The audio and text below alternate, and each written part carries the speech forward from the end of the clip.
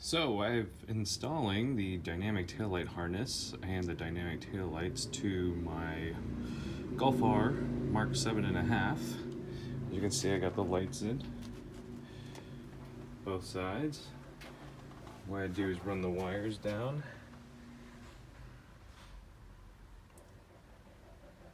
through there up into this little plastic thing, ran it up, ran the wires over. I got it connected up here. Of course, right now it's a mess, and I'm gonna zip tie everything. The blue wire I got coming across, connected to this side over here.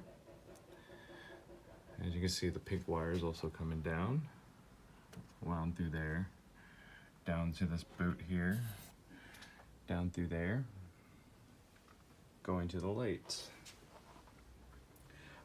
It's taken me probably about an hour and a half to do the wiring so far, and I am gonna finish tying all that up, making it nice and neat so there's no rattles, and then I'm gonna go ahead and put all my plastic panels back in, and hopefully the car will look stock again and I won't have any missing parts or any extra parts after this installation. Fairly easy for someone who doesn't know much about this, and yeah, I would say so far they look good, and I'll show you the end result in another video.